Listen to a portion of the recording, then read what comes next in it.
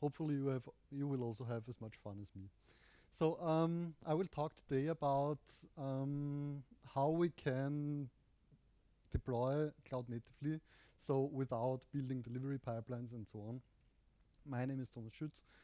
I'm a Captain maintainer and technical committee member for Captain. In my real life, I'm a cloud native engineer at Withos. I'm CNCF ambassador and also tech lead for the CNCF Tech App Delivery.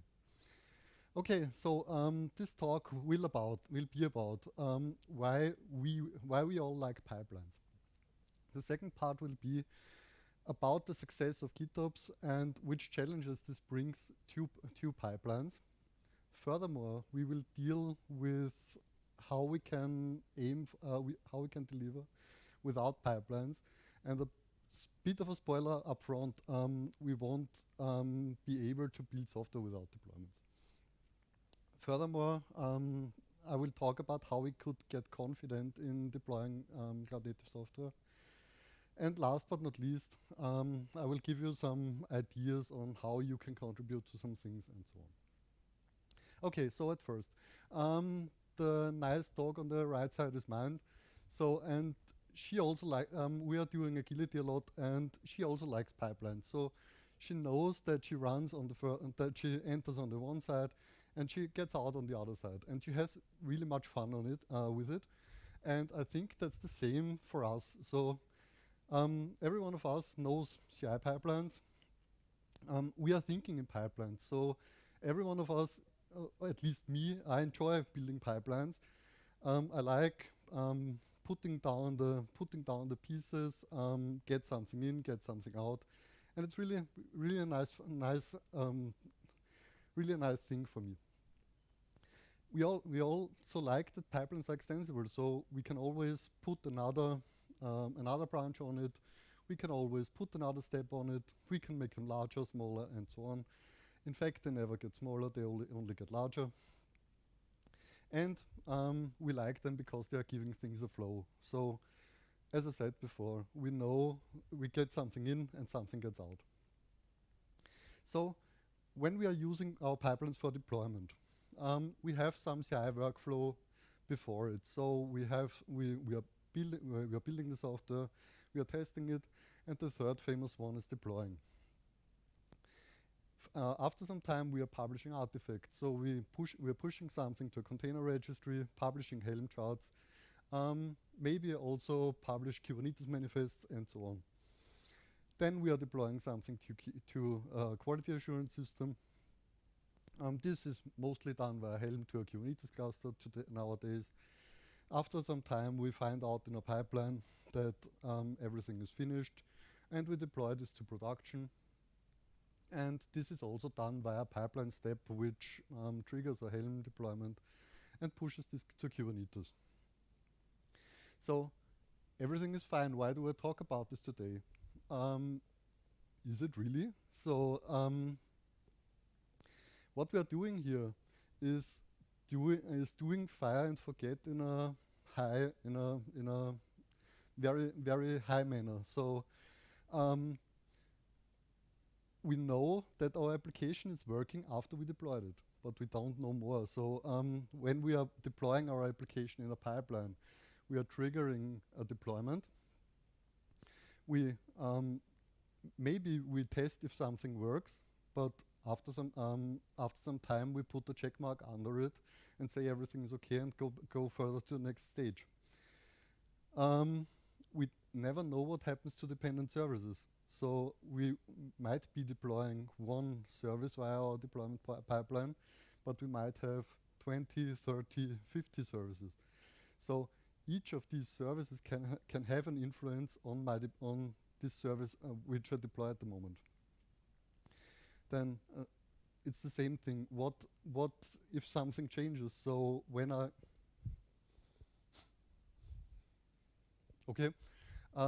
so when someone changes my infrastructure,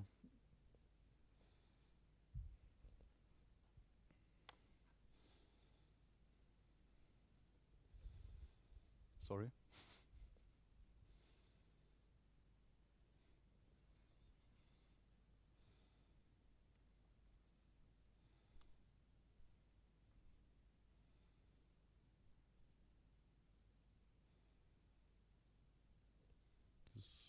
Nice.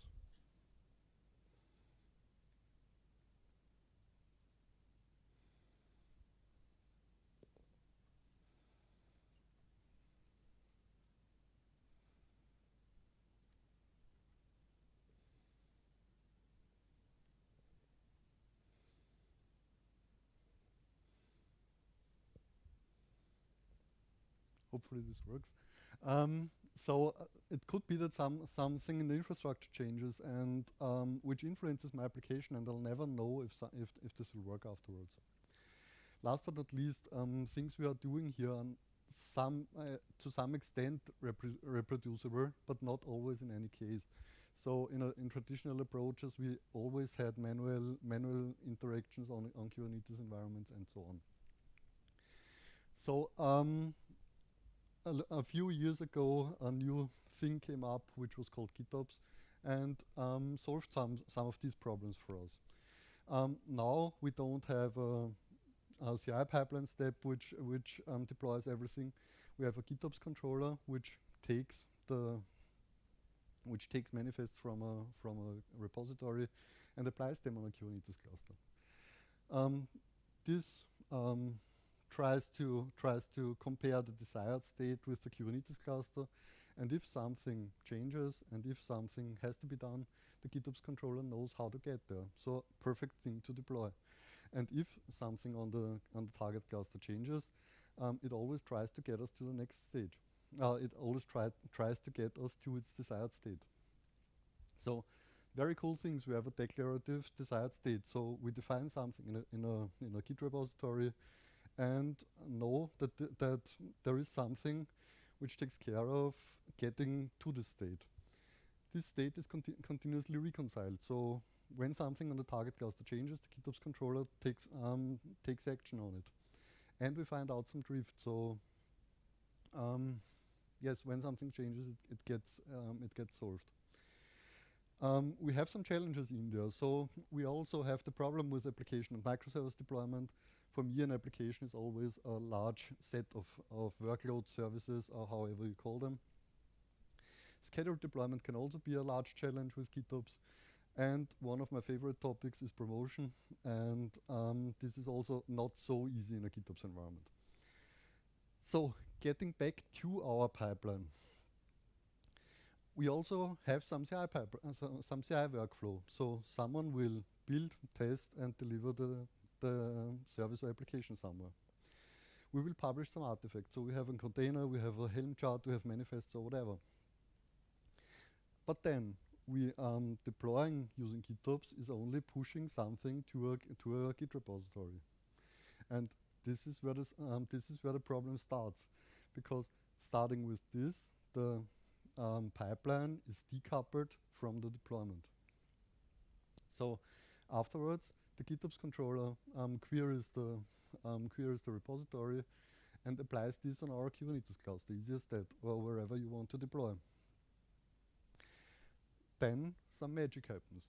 So in the most cases, when you see some promotion using GitOps and so on, there's always this red box somewhere, which is magic, because everyone is doing something, nothing is standardized, and it's always it doesn't feel right in any way. But in the end, the promotion to a production environment will also only be a push to the production repository, where we also have a GitOps controller listening on a Kubernetes cluster, which will deploy this to a Kubernetes cluster. Perfectly fine. So this was one of the problems we have. The second problem is, what if I want to deploy a specific set of services? So I might have an application consisting of multiple services. For instance, a front-end service in a version 1, a back-end service in a version 2, and a database in a version 3. I know in a cloud-native world and in a microservices environment, everything should be compatible with everything, right? In reality, it's not the case. So when we are developing software, or many companies developing software, they are always testing against a specific set of services. And therefore, this has to work at some point in time.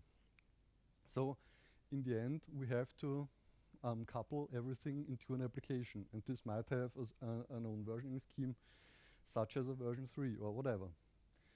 And to get this working, we have more pipeline magic normally. So you have pipelines which are putting together many services, which try to test them, and so on. So now that we know what GitOps is and what we might face with it, we define some challenges. So the first one, we should always be sure when we are working with GitOps controllers always act when they notice a change. So when we are deploying when we are pushing something to a Git repository, and in the most cases we want to have autosync enabled everywhere, this gets applied. And Kubernetes has Kubernetes normally applies what it gets. So if your deployers, so if you push something to push a manifest to the Kubernetes API, it will deploy it. It is not, but the GitOps controller doesn't know if the infrastructure is in a state to deploy it. It doesn't take care of at the time of day and on other things. Furthermore, we should be aware of that the deployment is from now on decoupled from the CI. So yes, we could have workarounds around it, but in fact it is decoupled. A third thing we don't, which comes from this, we don't know when the deployment is really finished. So yes, we can query at every time everywhere, but in fact, if the deployment will never finish, or if something is breaking in the middle, we will never know it. And as I said before, my favorite topic, promotion and new environments, are always a large topic there. Think of you have a GitOps environment and you simply want to, you have a pipeline-based environment and you simply want to add a new stage. You always have to run the whole pipeline. Okay, so let's talk about when my infrastructure is really ready. So this is one of the things we should take care of when we are deploying something. At first, it might be that I do not want that something gets deployed on my infrastructure at this point in time. So it might be that some maintenance tasks are in progress, that there are some troubleshooting things in progress, and so on. So we don't want to cause more rumors in the Kubernetes in the cluster and want to deploy more things. So we should have a way to find out if the cluster is ready. The second thing, even if we are in a cloud native environment, we want to know if all of our dependencies are fulfilled. For instance, you have an application which needs a database, and you want the database to be up before the application starts. Yes, and it's clear if infrastructure changes are in progress, I also don't want to deploy. And this is where I come to my first demo. What I will show you now is I will apply a Kubernetes manifest. I will check for some infrastructure readiness. Therefore, I wrote a very small service. This is kind of a readiness service, which says the infrastructure is okay or not. And I can make the infrastructure ready with a mouse click. Always not possible anywhere. Then I will disable the maintenance. Then I will deploy a front-end service. Check if the front-end is ready, and will deploy the back-end services only if the front-ends are ready. So my application consists of 6 services. One is a front-end service, and 5 are back-end services. And yes, this is a thing we will do now. Therefore, what I have now is a simple Kubernetes deployment. Hopefully this works. Let's make it a bit larger. And what you see here, so the application I will use here is the potato head. This is a demo application from the TAG delivery. Nice thing. And what you see here is a simple Kubernetes manifest. So the only thing we do here is we enable the Captain Lifecycle toolkit on a namespace, that we say, take care about this. And then we have some kind of deployment, services, and so on. And the only things we are doing to get some control in there is we are annotating the things with annotations we might already know, such things of the name of the service. So for instance, this is the front end. This is part of the potato head. This defines an application. We have a version, and we could check we could do some infrastructure checks before we are deploying it. The same is here for the other backend services. So not here. Okay, this comes in another version. So let's take the version 1 which we will deploy.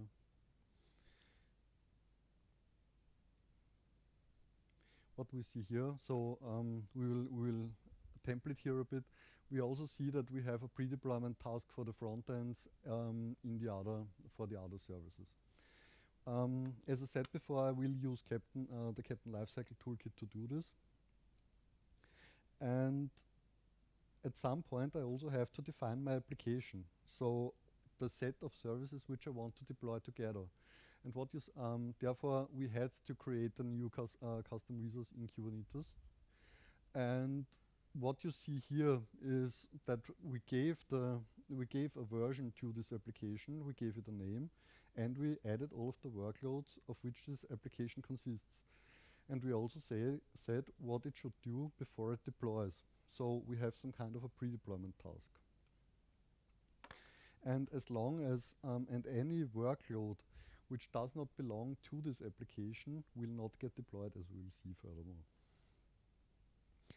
Then the third component I want to show you are kind of the pre-deployment tasks. This is also only a kind of task definition, which simply points to an HTTP server in my case. Can I click this? Well,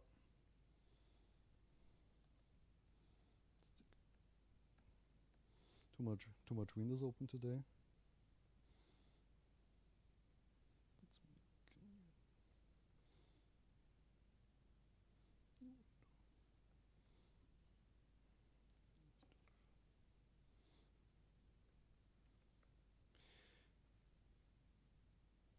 Remove the URL, and then it should work.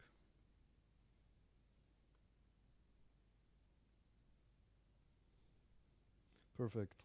Hours later. And the only thing we did here was to write a simple TypeScript function, so you can write whatever you want to build to run it. It doesn't matter what's in there, but you can write whatever you want in the future. It will also be possible to run various containers and so on. Okay, so let's simply trigger this.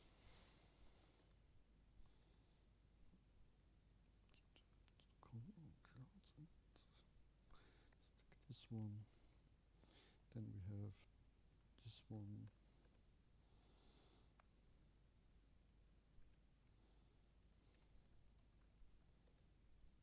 And I will deploy our first version now, and we will see what happens in a very, very short time. We see that we are doing not really much magic. So we have deployed simple Kubernetes manifests, such as we applied services, deployments, and so on. We deployed a Captain task definition, Captain app, and so on. But what we see on the left side is the state of the pods, and what we see here is that only one pod is running, and this is the one which runs my pre-deployment task. The other ones are in a pending state, and they are waiting until this task is finished. So when I take a look at the log file of this, I see that my infrastructure is not ready at the moment, so he's simply retrying it. When I take a look at my infrastructure service, I also see that my infrastructure is not ready. Perfect. So let's disable this maintenance now.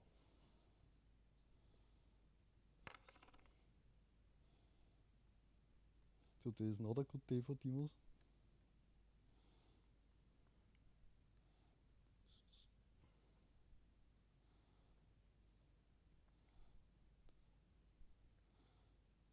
Lost my connection there, and here too. But no.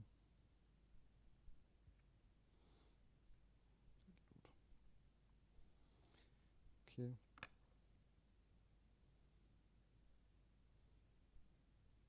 Okay, so now everything in my infrastructure is okay. If it would be always this easy, our lives would be very, very cool. And if I get back here, I see that now my container, that now many other pre-deployment tasks are running. These are the ones which check for the front-end service. I see that my front-end service is not running at the moment, but the container is starting now. So we see that 0 of 1 containers is running. So now the so now the init container, so now the readiness probes kick in at a few seconds, and after that, hopefully this is running, and then all of the other pods are starting. So using this approach, we can ensure that everything runs in a specific order. We could also run some database migrations or whatever in the before deploying something. We could also evaluate something before we deploying. So we could also have some kind of evaluation against our monitoring system, which tells us if the error budget for this month is already burned or whatever. And if the error budget is burned, then we simply do not deploy until this is in a state where everything is okay, or we override it or whatever. But in fact, this gives us a bit more control back over our GitOps deployments. Okay, so this was the first demonstration. What we saw here is we defined an application, we saw that the infrastructure is not ready, and after we enabled after we said that the infrastructure is in a perfect state, we deployed it. So the second thing we dealt with the Captain Lifecycle toolkit was we wanted to get confident when we are deploying. So we want to deploy something, we will check or evaluate something. This was what you saw before. And in the end, when everything is ready, we can promote it. So, and why should we as engineers take care about telemetry data for deployments? So at first, what we are doing with deployment always has a purpose. So we are not doing deployment because it's technically cool. Nobody pays us for deploying, in fact. Everyone wants to get some value out of it. And there are always some stakeholders who want to get some value out of it. So the first thing we should always keep in mind when we are deploying something, we are following a business purpose. Furthermore, we want to get measurable results of changes in our deployment strategy. So when we get faster, slower, or whatever, we want to have something where we can measure if this gets better, worse, or whatever. And exactly this information helps us taking next steps to improve and sell our strategy. So as I said before, nobody pays us for deploying, but we think it's cool sometimes, and therefore if we want to get it more cooler, then we have to sell it somehow. Therefore, telemetry helps us. What can we do with this information? So we might find out that many of our deployments are unsuccessful. Hopefully not in production. When we find this out, we should improve testing before deployment. So deploy something, run some load tests, performance tests, and whatever. But we should always have timing in mind, that it doesn't take too long, and so on. Then the second thing, if we are doing bundled deployments and have a high velocity and everything is running fine, then it might be that nothing holds us back from decoupling our deployments. So this could be a positive thing for us, that we could deploy our services independently at any time, anywhere, and then we could think about this. If we have low velocities but many errors, it could also be a problem that the low velocity is the problem. So it might be the problem that we are deploying something, we have many changes on our between the two versions, therefore have some changes in there which are not tested. And in fact, we might also have the another problem, and this would be that some developers might not be aware what they changed. So in this case, we should rethink a bit our velocity. It might be that it's not the problem, but it could be. So therefore, we come to the second demo on how we can measure deployment frequency and so on with the Captain Lifecycle toolkit. Therefore, I'm simply deploying a second version of the service. I think only the version of the service itself changes. We see that also a pre-deployment task is run. We're deploying a new version of the head, right arm, and so on. And in a Grafana dashboard, we get some kind of information about all of the things which happened there. Just a second. Yes, this deployment is still pending, so it might be that it takes a bit. Now it runs. And what we see on this dashboard, for instance, we see how many of our deployments succeeded. We see that one of our deployments is currently in progress. Our deployment process is perfectly fine, so nothing fails. We see the time between two deployments. This might change after the next version is deployed. We will also see the average time between two deployments, and we see how long it took us to deploy a new version in general. But also always on an application basis. So this is not only the workload we are deploying, so not the deployment, the stateful set, or whatever. This is the bundle of services. In the meanwhile, the second version has also got deployed. We see that the version 0.11 took us 190 seconds to deploy. The version 0.12 took us 41 seconds. We have an average time between deployments of 4 minutes and 65 seconds, or 4.65, sorry. And we saw here how long our deployments ran. So when a deployment was running, which is very cool when we want to troubleshoot something. Therefore, this might help us in the in real-world scenarios to find out if we are deploying less often, more often, and so on. So this is the metric side of the story. But the other side is we also see in more detail what happened. So during the whole deployment process, we get a distributed trace out of this. So we see that we deployed the potato head in the version 1.2. We saw that there were some application pre-deployment tasks, so they were run before the first workload got deployed. For instance, if my infrastructure is ready or not. We could have some kind of pre-deployment evaluation. This simply checks if for some metrics in your observability solution. And in the end, we said we want to deploy our applications, and we saw that it took us around 30 seconds to deploy all of our applications.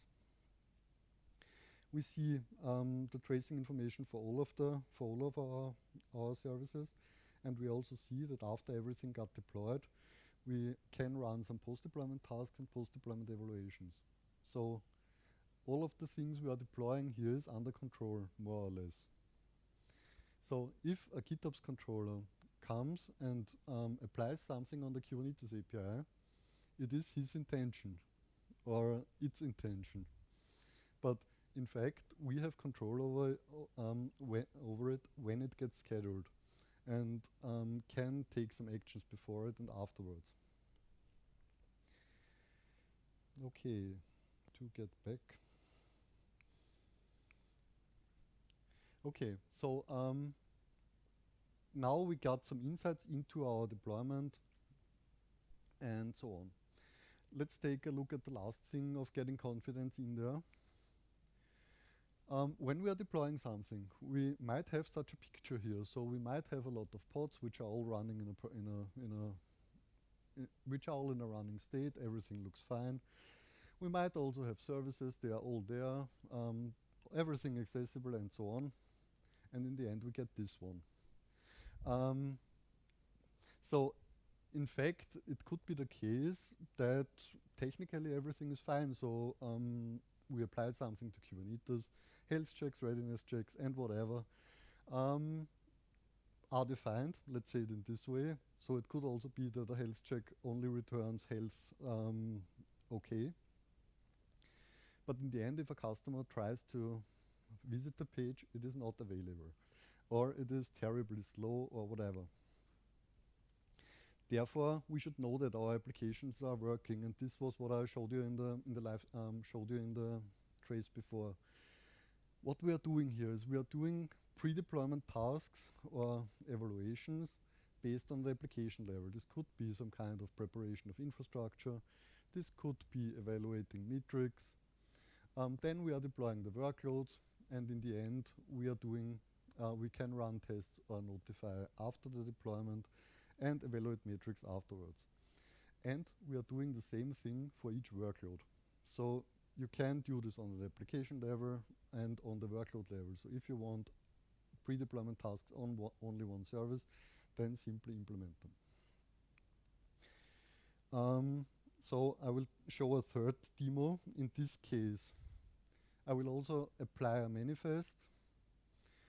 This will also check infrastructure readiness the same way as we did before. Then we deploy the new service. We will check for problems using a nice open source project called KateGPT. And in the end, we will send the results to the readiness service, which can take events in the meanwhile. So let's simply do this.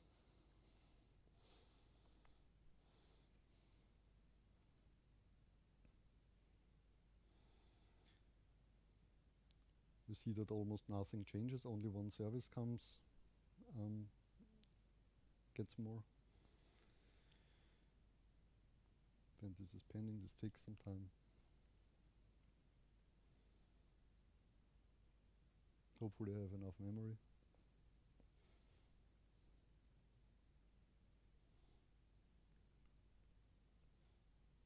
Let this run a bit. Okay, now the container is starting. And after we yes, and we also see that we got a post-deployment task here. And in this case, I will also show you the log there. What this did, I had a service running in the Kubernetes cluster, which is what I said, KateGPT. And the only thing this does was that yes, it tried to find out if something doesn't run. At the first step, it found one problem and was retrying.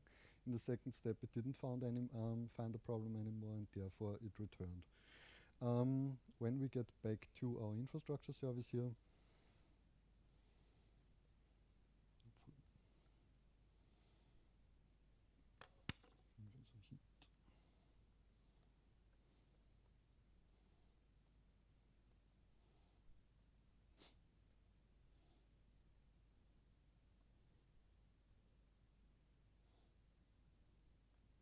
okay. What we got also here was an information that KateGPT succeeded in this case. This is only for demonstration purposes. You can do whatever you want here. The only thing I wanted to demonstrate here was that you could send out some event after you deployed it to whatever control plane you like, and this can fulfill the tasks you have afterwards. Okay, good. Then I have another nice, interesting topic. This is the promotion in GitOps things. And there are also many approaches for that. And one thing I can spoiler here, Captain in this version won't solve it, but I think it's a very interesting and very important topic. And if someone of you wants to talk about this, just feel free to reach out and we can do it. Some approaches for this.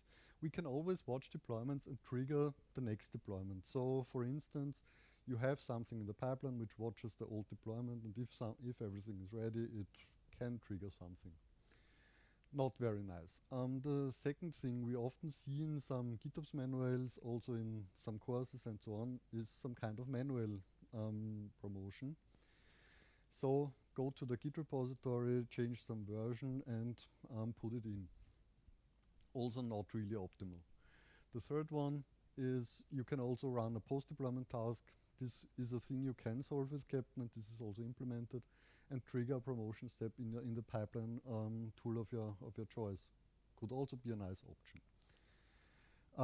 And we also know from Flux and Argo CD there are some things as the image automation controller and image updater, but therefore you have to update something. Another thing a student of mine is writing at the moment is a controller which takes care about such kind of promotion. So it should be possible to listen on changes on the Kubernetes cluster or on each custom resource and take promotion actions based on that. This should be vendor neutral. You should have promotion as a resource, and in the end, this is only the beginning. So hopefully this will get a cool project, and therefore this is also the reason why I'm staying here and hope that someone of you will support us. So if you're interested, there is a very nice Git repository for this. There is also the first prototype available, and yes, you see it has 7 stars, so it's not really production ready at the moment. The thing it does, it has 2 Git resources, one source repository, one target repository. It might have some trigger in the future, and it will have a promotion resource. And if you are triggering the promotion resource, then it will trigger the promotion. So if you like it, star it, and if you have feedback, issues are welcome. So what does all of this, what I talked to you, what I told you today, mean for your pipeline? We should stop thinking in CI/CD. So we should separate those processes. They should be totally independent. The second thing is we should work with the measures we have, but don't forcefully try to integrate GitOps in pipelines. So it should feel natural if we are doing such things, but if it doesn't work, then it doesn't work. So then we don't have to put everything in a pipeline. The third thing is we can get a bit more control over GitOps using the Captain Lifecycle toolkit. And we should watch and trigger actions where they happen. So if something changes on the Kubernetes cluster, we should watch it there and should trigger something if we have some things which we should take care of. So getting back to a pipeline, what you see here is kind of a trace. So I might have a build process, I have some test process, and I have a deliver process. So this will put something into a Git repository or whatever. Afterwards, I can deploy something to QA. I might have some pre-deployment tasks. I can deploy the service 1, 2, and 3, and in the end, I can check if everything is ready. In the end, I can do some kind of promotion, even controller-based or event-based. There are some event-based things out there where I can send events to. And in the end, I can deploy to production for the service 1, service 2, 3, and also check if everything is running. This could also be blue-green deployments and whatever. but it should be in a very cloud native and GitOps friendly way. What I wanted to point out here, the two boundaries here is where GitOps happens. So between the deliver and the QA step and on the promotion step, because there the Git repository is changed. Okay, in the end, now we know that GitOps controllers will take actions when they notice changes. So whenever we put something in a Git repository, the GitOps controller will take action. We don't need a pipeline to have end-to-end visibility. We can have everything via telemetry data. We can run validation steps after deployment and take actions based on them. So after our deployment has run, we could always trigger a task. We could also trigger external tools and whatever to find out if everything is running. And we can also run them based on events. It would be very nice if we would have, I think, around 30, 50, 40 contributors more after this session. Every one of you can contribute, so everything you saw today was open source. So even Captain is open source. It's an incubated CNCF project. Also the GitOps controller will be open source, and so on. So everyone can contribute. We have a lot of tasks, lot of issues. So we have a really nice roadmap. So if someone would be interested, everything would get faster. And in the end, if you contribute much, you can get a rock star, as these two nice guys. One of them also got a TC member of Captain. So we are trying to value the people who are contributing to us. You can share your thoughts. We have a Lifecycle Toolkit repository. You can tell us what you want to see in Captain. You can ping us on the CNCF Slack in the Captain channel. And we are always happy to contribute to accept pull requests, and you can also meet us in community and developer meetings. That's it from my side. I hope I was in time. I hope you enjoyed this talk.